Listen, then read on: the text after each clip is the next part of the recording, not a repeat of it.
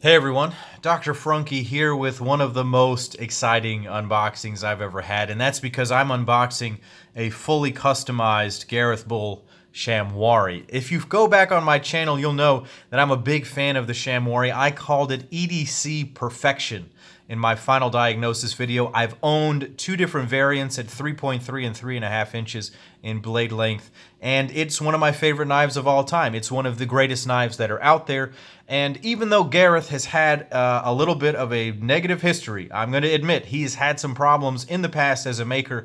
He has come a very long way in the recent years to restoring his reputation, and take everything I say with a grain of salt. There are people who love him, there are detractors out there, but in my experience, he's an excellent maker, and I'm very proud and excited to show this to you guys. I wanted to give you a little bit of a backstory because this knife absolutely deserves it. Obviously, if you've seen the videos that I've had before, I had a liner lock 3.3 inch variant, and I had a frame lock 3.5 inch variant. You can go see the videos on those. I'll provide a link down below so you can go and check that out. If you also have been following some of my modification videos, you might be aware that I have gotten some carbon fiber from a Russian guy named Carbonplate on Instagram that makes this spec freaking tacular copper dust marbled carbon fiber. This is absolutely amazing stuff. Shirogorov actually uses this now on their high-end custom division knives. It's the same supplier, the same manufacturer, and so I've been able to talk to him a little bit because of these scales that I acquired through Department 13 Knives, who makes these for the Shirogorov F3. Carbonplate is also making this marbled carbon fiber for this new Russian knife right here, the CKF Spectra, which will also have a separate video on my channel. But I wanted to just show you that Carbonplate's influence is starting to be seen in different areas of the market. Now, I knew after buying my F3 scales that I wanted to get some of that carbon fiber for a special project, and so I did, and I sent it to Gareth Bull, and here is the completed project. The Gareth Bull knives Grailwari. Just soak this in for just a second. This spectacular carbon fiber, now with bronze dust, marbled carbon fiber all the way from Russia to South Africa. I do want to comment that Gareth has stepped up his packaging game, where he used to send his knives in these exact type of plastic bags, Glad bags, Ziploc bags, all the way from South Africa. He now sends them in one of the nicest cases that I've gotten for a knife, to be perfectly honest. So very good job there, Gareth, and I'm glad that you're doing that now. So what do we have here? We have the perfect Shamwari, my dream Shamwari that Gareth has built specifically for me, and I am a lucky, lucky man, and I wanted to share this with you guys so that you knew a little bit about it. So let's back up to when I picked up the 3.5 inch Shamwari back in January of 2018. As you can see, this is a 3.5 inch. We'll get the vital signs here. 3.5 inches, 8.1 inches of overall length, 4.6 inches there, and 4.25 inches of length. It's about 0.56 inches, and it's 155 thousandths on the blade stock. So back in January, I picked up the 3.5 inch Gareth Bull Shamwari. Very, very lucky that I was the first to say in when he was doing those ridiculous things where you had to draw the quickest in the group. And so I got it, and I knew 3.5 inches was the right size. But I also knew that the detent on the frame lock, the new frame locks that he's doing with the larger blade steel and the thicker titanium, it was a little bit tighter on the detent, and I wasn't able to do the top flip. I really enjoy doing the top flip mechanism just like that, and I wasn't able to do it easily on my 3.5 inch frame lock because the detent was a little bit hard.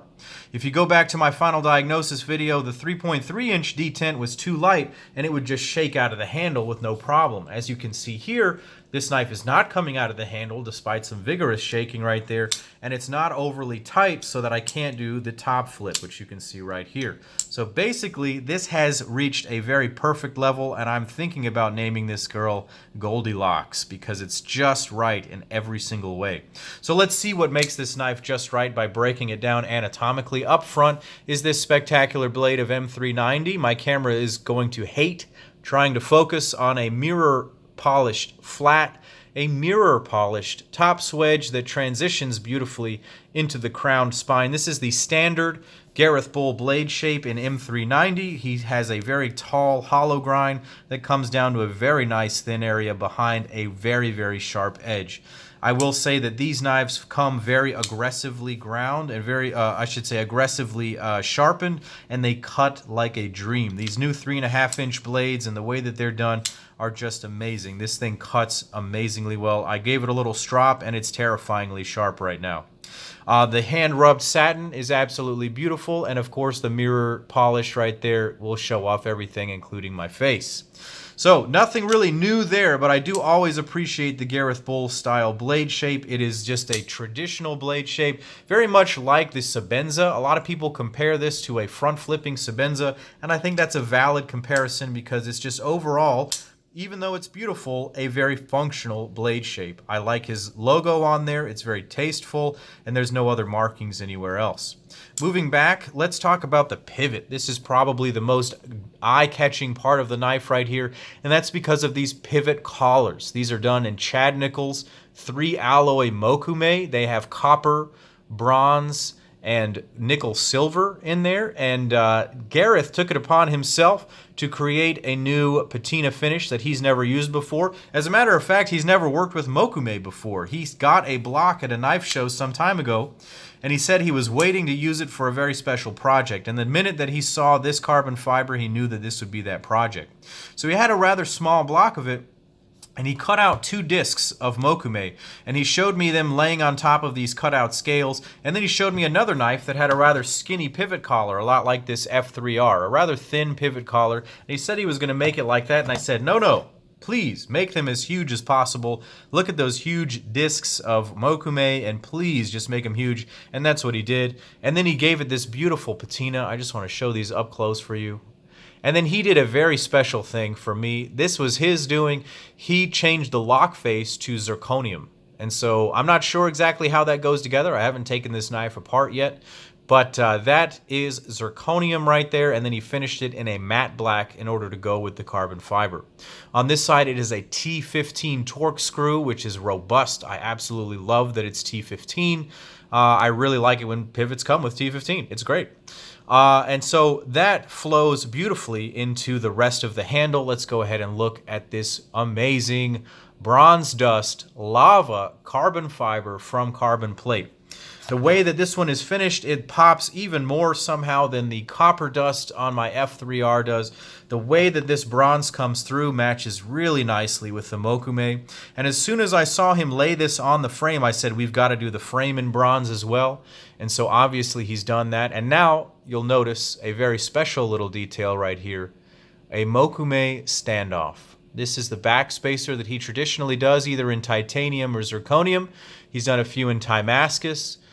This actually involves his younger brother Jason taking a block of Mokume. He cut a little square of Mokume and he took it to a lathe and he sat down and he made this. And so it's really, really beautiful. I want to just keep it still for just a second so you guys can appreciate the 3 different alloys within that metal. Really a beautiful thing, and it matches so nicely with the frame. It's just really pretty, and he's got his hybrid deep carry clip going on here, which is a 3D milled but also bent style clip, and it works beautifully. It has just the right amount of spring. And then he's kicked down the tip here. One of the complaints with some of these is that the tip is a little bit aggressive. That is to say that it pokes out a little bit, maybe a few millimeters too far, and it's prone to cutting things and grabbing things. This one is the perfect balance, and sometimes the spring is overly done, and this one is very, very nice. Another reason I knew I wanted this liner lock variant is that I would have a smooth carbon fiber scale that this slides in and out of the pocket on, and it's magical in and out of the pocket. This is the way to get a Gareth Bull clip. Get the liner lock, get the carbon fiber and the smooth. The textured one that I had was a little bit rough going in and out of the pocket, and that was part of the reason that it wasn't a perfect knife for me, and this is the perfect variant. So here we have the perfect Frunkey Gareth Bull Shamwari featuring a standard blade with beautiful liner lock, carbon fiber scales on the front, Mokume pivot collars, and the best action of any of them. This is why I wanted to call the knife Goldilocks, because of the detent. Like I said, the 3.5 was too strong and the 3.3 was too light. This is perfect. I can just, oh my God, look at how it falls closed. And this knife is Loctited into a perfect position with no blade play. It's the fastest, smoothest knife maybe I have, maybe even faster than the servo. Absolutely incredible stuff here. So thank you guys for watching. Go ahead and check out Gareth Bull Knives on Instagram. Check me out as Dr. Frunkey on Instagram. Click like and subscribe to my channel. And as always, take care.